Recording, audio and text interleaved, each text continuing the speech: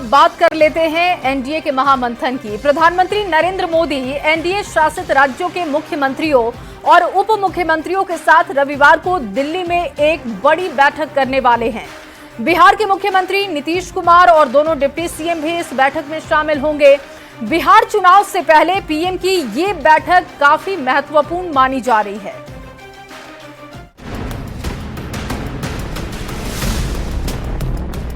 दिल्ली के अशोका होटल में रविवार को एनडीए के दिग्गजों का महाजुटान होने वाला है। प्रधानमंत्री नरेंद्र मोदी की अध्यक्षता में रविवार को एनडीए शासित सभी 21 राज्यों के मुख्यमंत्री और उप मुख्यमंत्री शामिल होंगे। इस बैठक में रक्षा मंत्री राजनाथ सिंह, गृह मंत्री अमित शाह और बीजेपी के राष्ट्रीय अध्यक्ष जेपी नड्डा भी मौजूद रहेंगे। बैठक है जो समय पहले था, अब थोड़ा सा आगे और बढ़ेगा, तो उसी में जाएंगे, उसी के लिए कल एनडीए की बैठक में मुख्यमंत्री एनडीए की इस बड़ी बैठक में राज्यों के साथ देश के विकास पर महामंथन होगा। ये पहली बार देश के अंदर इतनी व्यस्तम कार्यक्रम के बाद प्रधानमंत्री हर स्टेट के विकास के लिए इस तरह से बैठक लेकर के निर्देशित भी करते हैं हर स्टेट के अच्छे हुए कामों को। सूत्रों के मुताबिक इस बैठक में केंद्र सरकार की तरफ से आतंकवाद और आतंकवाद विरोधी भारत के अभियान को लेकर जानकारी दी जाएगी। ऑपरेशन सिंदूर पर भी इस बैठक में जानकारी दी जा सकती है। सूत्र ये भी बताते हैं कि जातीय जनगणना कराने की सरकार के फैसले के बारे में भी इस बैठक में जानकारी दी जाएगी। इस बैठक में उन तमाम मुद्दों पर चर्चा कर एक स्थिति स्पष्ट की जाएगी जिससे एनडीए शासित राज्यों में बेहतर तरीके से सरकार की उपलब्धि को जनता तक पहुंचाया जा सके। केंद्र सरकार के नक्सल के खिलाफ जारी अभियान को लेकर सरकार के दृढ़ संकल्प पर भी बैठक में बात हो सकती है।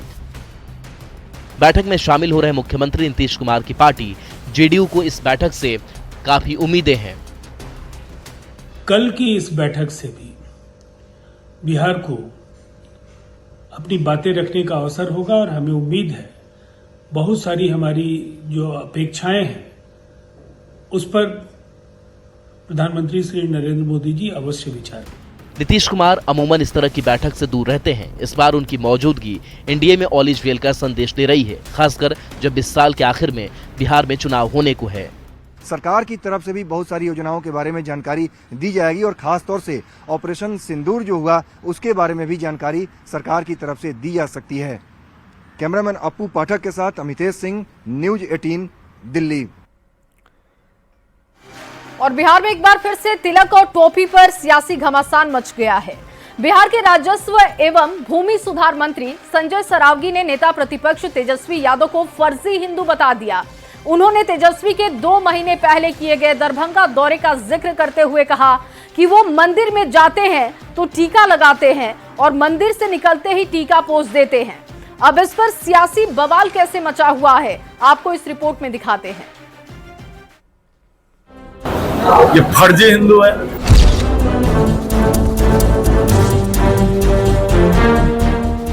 ये तस्वीर 22 मार्च की है, करीब 2 महीने पुरानी, पर इस तस्वीर पर अब एक नई सियासी बहस शुरू हो गई है। बिहार सरकार के राजस्व एवं भूमि सुधार मंत्री संजय सरावगी ने आरोप लगाया है कि तेजस्वी यादव फर्जी हिंदू हैं। अब विपक्ष के नेता है, एक दिन विधानसभा में नजर नहीं आते हैं और हमारे बिहार में मिथिला में ये आए थे, अहिल्या महोत्सव में गया। अहिल्या स्थान बड़ा धार्मिक स्थल है, टीका चंदन किया और बगल में गए तो टीका मिटा दिया। ये फर्जी हिंदू है। जरूरत पड़ने पर मंदिर जाते हैं, अब जाने बाहर निकल के टीका मिटाते हैं। संजय सरावगी का बयान आते ही बवाल मच गया। एनडीए तेजस्वी पर सनातन के अपमान का आरोप लगा रहा है तो विपक्ष का आरोप है कि बीजेपी धर्म के नाम पर लोगों को गुमराह कर रही है। तेजस्वी जी तो असली सांप्रदायिक है, वह हिंदू है लेकिन उन्हें अपने हिंदू होने का गर्व नहीं, तभी तो मंदिर से हटते ही टीका मिटा देते हैं।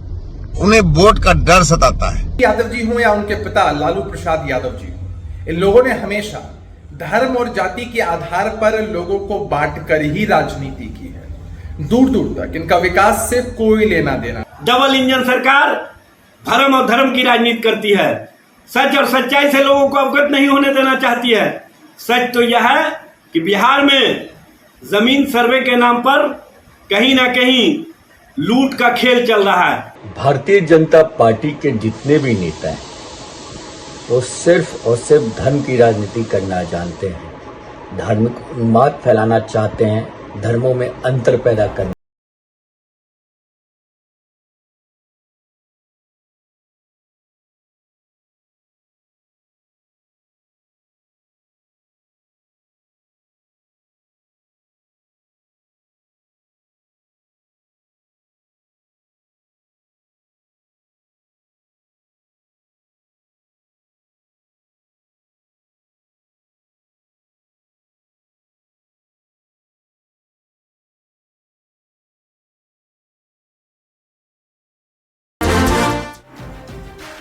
और देखिए, इन दिनों बिहार में चिराग की पहचान पर सियासत भी हो रही है। केंद्रीय मंत्री चिराग पासवान की पार्टी अपने नेता को दलित नेता की छवि से बढ़कर बिहार के नेता के रूप में स्थापित करना चाहते हैं।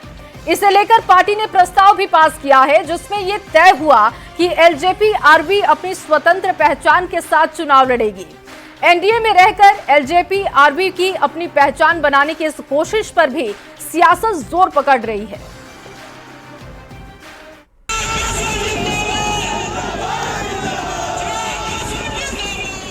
बहुजन की पहचान चिराग पासवान, ये नारा जमुई सांसद अरुण भारती ने दिया। चिराग पासवान इसी महीने नालंदा में बहुजन संवाद करने वाले हैं। इसे लेकर एलजेपी-आरबी बड़ी तैयारी कर रही है। मकसद है दलित वोट बैंक को साधना। चिराग पासवान एनडीए के लिए एक बड़ा दलित चेहरा है, जिसे खूब भुनाया जाता है, पर उनकी पार्टी अब उन्हें सिर्फ दलित नेता के तौर पर नहीं देखना चाहती। हमारी पार्टी को बड़े दलों के साए में सीमित करने का प्रयास किया जाता है, जो हमें स्वीकार्य नहीं है। देखिए, हमारा एक अलग दल है, हमारी एक अपनी विचारधारा है, हमारी एक अपनी अलग सोच है और हमारा एक अलग पहचान है, जिसके साथ हम चुनाव में जाना चाहते हैं। अरुण भारती के इस बयान के बाद राजनीति भी शुरू हो गई है। जेडीयू और बीजेपी चिराग पासवान को बड़ा नेता मान रहे हैं, पर ये भी साफ कह रहे हैं कि बिहार में नेतृत्व तो नीतीश कुमार ही करेंगे। एनडीए के महत्वपूर्ण घटक दल के रूप में आगामी बिहार विधानसभा चुनाव में लोजपा रामविलास बड़ी सफलता हासिल करेगी। चिराग पासवान जी ने कई मौकों पर साफ किया है कि बिहार में एनडीए नीतीश कुमार जी के नेतृत्व में मजबूती से काम कर रहा है। आगामी विधानसभा का चुनाव नीतीश जी के चेहरे पर एनडीए मजबूती से लड़ेगा। वहीं आरजेडी ने कहा कि एनडीए में जेडीयू और बीजेपी सारी मलाई खा रही है और चिराग के लिए कुछ बचता ही नहीं। देखिए, एनडीए में तो सिर्फ बीजेपी जेडीयू ही मलाई खा रही है सत्ता का। एलजेपी-आर श्री चिराग पासवान जी की उपेक्षा हो रही है। और पहले भी उनके बंगले में आग किसने लगाई, बीजेपी जेडीयू ने, ये श्री चिराग पासवान जी को ही पता है। इस पूरे मामले पर एनडीए के एक और सहयोगी ने चिराग पासवान का समर्थन किया। बिहार सरकार में मंत्री संतोष सुमन ने चिराग पासवान के पहचान वाले अभियान के लिए शुभकामनाएं दी और कहा कि मांझी और चिराग की पार्टी मजबूती के साथ एनडीए में काम कर रहे हैं। चिराग पासवान जी भी इस समाज के ही अंग हैं और उनकी भी पार्टी है और वो अपने तरह से अपनी पार्टी को बढ़ाने के लिए, अपनी पार्टी के संदेश को गरीब की जनता के बीच में देने के लिए इस तरह के कार्यक्रम कर रहे हैं। चिराग पासवान की पहचान बड़ी करने को लेकर एलजेपी-आरबी खूब मशक्कत कर रही है और इस पर सियासत भी जमकर हो रही है। न्यूज़ 18 के लिए पटना से संवाददाता विनीता मिश्रा की रिपोर्ट।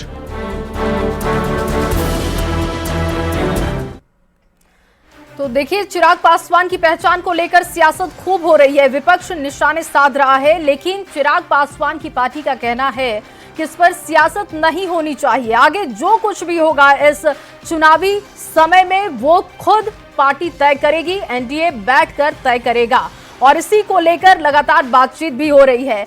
और अब आपको बालू के लिए बक्सर में कैसे खून बहाया गया, इसकी पूरी कहानी बताएंगे। देखिए, बक्सर में गिट्टी बालू के विवाद में एक ही परिवार के 3 लोगों की गोली मारकर हत्या कर दी गई। ताबड़तोड़ फायरिंग में 2 व्यक्ति घायल हो गए, जिसकी हालत गंभीर बताई जा रही है। अभी तक एक भी आरोपियों की गिरफ्तारी नहीं हो पाई है। रिपोर्ट देखिए।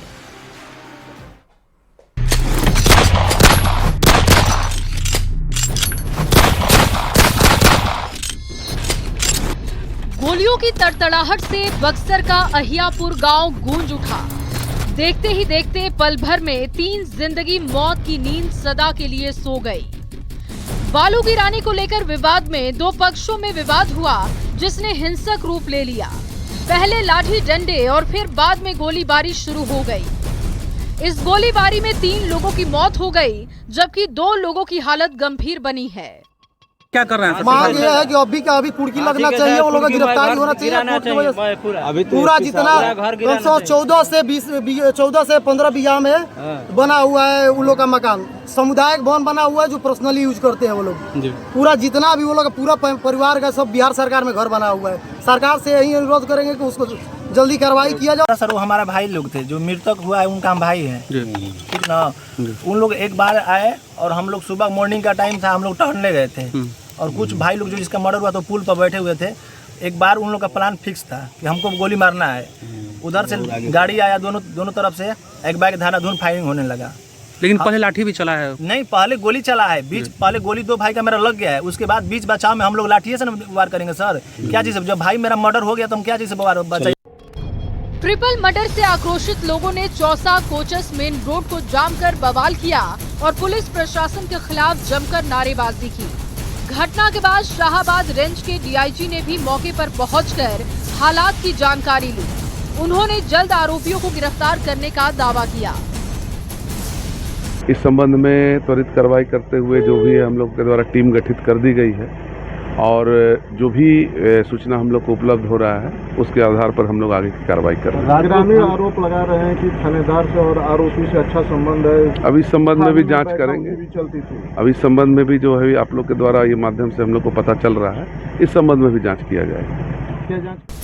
बक्सर गोलीकांड पर सरकार भी गंभीर है। डिप्टी सीएम विजय सिन्हा ने घटना को दुर्भाग्यपूर्ण बताया है। साथ ही ये भी कहा कि प्रशासन पूरी तरीके से सतर्क है और एक्शन ले रहा है। देखिए, बक्सर की घटना दुखद दुर्भाग्यपूर्ण है। एक तरह से इनका पारिवारिक सामाजिक ये आपसी प्रतिद्वंद्विता का परिणाम है और डीएम, एसपी और एमडीओ से हमारी बात हुई है। ये आपसी विवाद का पहले से भी ये विवाद आ रहा है। प्रशासन वहाँ का एक्शन लेने के लिए तैयार बैठी है। बक्सर गोलीकांड के बाद प्रशासन गांव में शांति व्यवस्था बहाल करने को लेकर हर संभव कोशिश कर रहा है, लेकिन ग्रामीणों में पुलिस प्रशासन के खिलाफ भी गुस्सा है। सवाल है कि क्या बक्सर पुलिस का अपराधियों को डर नहीं है? न्यूज़ 18 के लिए बक्सर से पुष्पराज, पटना से शैलेंद्र के साथ दिल्ली से अमितेश सिंह की रिपोर्ट।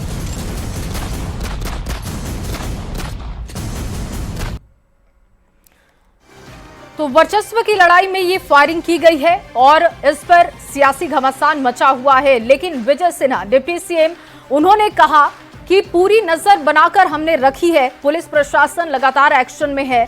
लेकिन आपसी विवाद, वर्चस्व की लड़ाई में अगर कोई घटना होती है तो उस पर आप प्रशासन को टारगेट नहीं कर सकते हैं। आपको बता दें कि इस घटना में 3 लोगों की जान जाने की खबर है। जानकारी ये भी है कि जो 2 लोग जख्मी हैं उनकी हालत भी गंभीर है। बक्सर में आपसी वर्चस्व को लेकर ट्रिपल मर्डर की घटना पर बिहार बीजेपी अध्यक्ष डॉक्टर दिलीप जायसवाल ने प्रतिक्रिया दी है। उन्होंने कहा कि आपसी विवाद की घटना को लॉ एंड ऑर्डर से नहीं जोड़ा जा सकता। पुलिस प्रशासन इस मामले में कार्रवाई कर रहा है। देखिए, प्रथम दृष्टया में ये बालू के रोजगार करने वाले लोगों का आपसी विवाद नजर आता है। आपसी विवाद में अगर कोई घटना घटता है तो इसको लॉ एंड ऑर्डर से नहीं जोड़ा जा सकता है। इसलिए एक बार स्थिति स्पष्ट होने दीजिए और स्थिति स्पष्ट में ये पता चलेगा कि कोई अपराधी आकर के उन लोगों का हत्या किया है, तब फिर इस पर जो है पुलिस अपना कार्रवाई कर रही होगी और हमें इसकी सूचना जरूर मिलेगी। और अब जरा सोचिए कि मंडप से दूल्हा गायब हो जाए। गोपालगंज में बिल्कुल ऐसा हुआ है। गोपालगंज में शादी में लौंडा नाच में पैसे को लेकर विवाद हो गया और मंडप से दूल्हे को अगवा कर लिया गया। दूल्हे को अगवा किया जाने के बाद हड़कंप मच गया। हालांकि पुलिस ने अगवा दूल्हे को रिहा करा लिया, लेकिन इस घटना की चर्चा पूरे बिहार में हो रही है। रिपोर्ट आपको दिखाते हैं। गोपालगंज में गजब हो गया। शादी के मंडप से दूल्हा अगवा, दूल्हे को उठा ले गए नाच पार्टी के लौंडे। गोपालगंज में शादी समारोह के दौरान सनसनीखेज घटना सामने आई। नगर थाना क्षेत्र के साधु चौक मोहल्ले में मंडप से दूल्हे को अगवा कर लिया गया। शादी की रस्में जारी थी, इस बीच नाच पार्टी के लोग आए और दूल्हे को मंडप से उठा ले गए। नाच पार्टी के लोगों ने दूल्हे के परिजनों को मारपीट कर घायल कर दिया। दरअसल बैकुंठपुर थाना क्षेत्र के दिघवा दुबौली से सुरेंद्र शर्मा की बेटी की शादी के लिए बारात साधु चौक मोहल्ले आई थी। बारातियों के मनोरंजन के लिए दूल्हे पक्ष ने लौंडा नाच पार्टी बुलाई थी।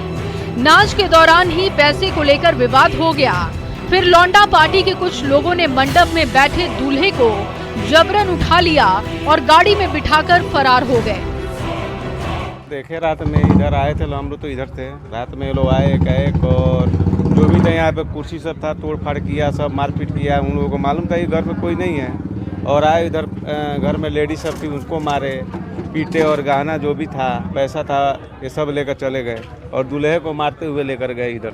अचानक हमने कोशिश नहीं की जाना था, हमने शादी ब्याह में लगा रहनी सन आए घर में ढूक के जितना गहना बिखरा था सब लूट ले गए सन। कोई विरोध नहीं किया, दूल्हा को लेकर चला गया। दूल्हा के लेकर चले गए। कबाड़ तुर के छता छता ऊपर अल सन, घर में घुस के लड़की के सारा गहना तुर के लन सन, उनका के मरल हसन, इनहु के मरल हसन और बहन बेटी सब समर के मरल बड़े सन। गाना लेकर चला, हां गाना सब लेकर चल गए। दूल्हा को भी छोड़ दिया लोग, दूल्हा के लेकर चल गए सर। मंडप से दूल्हे को अगवा करने के बाद इलाके में हड़कंप मच गया। पुलिस ने तत्काल कार्रवाई करते हुए दूल्हे को लौंडा पार्टी के कब्जे से मुक्त करवाया। दूल्हे को सिवान के जामू से मुक्त कराया गया। अगवा होने के बाद खौफ ऐसा था कि दुल्हन की विदाई कराने दूल्हा पुलिस के साथ पहुंचा। टाउन थाने में साधु चौक के पास एक व्यक्ति को अपने मंडप से ही कुछ लोग उठा करके लेकर के चले गए थे। इसमें हम लोगों के द्वारा जांच की गई और जांच में जो किडनैप्ड व्यक्ति था उसको हम लोगों ने रिकवर किया है और उनके परिवार को सुपुर्द किया है। और पूरे जो मामले का कारण है वो दोनों पक्षों में पैसे को लेकर के विवाद था। मंडप से दूल्हे को अगवा किए जाने की पूरे इलाके में चर्चा हो रही है। हालांकि पुलिस ने दूल्हे को रिहा करा लिया है, लेकिन खुशी खुशी बारात लेकर पहुंचे दूल्हे का लौंडे नाच के विवाद में अपहरण हो जाएगा, ये किसी ने नहीं सोचा था। न्यूज़ 18 के लिए गोपालगंज से संवाददाता गोविंद कुमार की रिपोर्ट। और भारत पाकिस्तान को अंतर्राष्ट्रीय मंच पर बेनकाब कर रहा है और इसी कड़ी में जेडीयू सांसद संजय झा के नेतृत्व में सर्वदलीय प्रतिनिधि मंडल के समूह 3 ने अपनी जापान यात्रा पूरी कर ली है और जल्द ही दक्षिण कोरिया के लिए रवाना होंगे। आपको बता दें कि अलग अलग सर्वदलीय प्रतिनिधि मंडल अलग अलग देशों में जाकर पाकिस्तान को बेनकाब कर रहा है और ऑपरेशन सिंदूर को लेकर भी जानकारी दी जा रही है। इसी में से एक प्रतिनिधि मंडल का नेतृत्व जेडीयू के कार्यकारी अध्यक्ष संजय झा भी कर रहे हैं और ये देखिए तस्वीरें आपको दिखा रहे हैं। संजय झा के नेतृत्व में जापान की यात्रा पूरी हो चुकी है। और भागलपुर से खबर, जहां भागलपुर के मसाढ़ू गांव में एक बार फिर से कटाव का डर लोगों को सताने लगा है।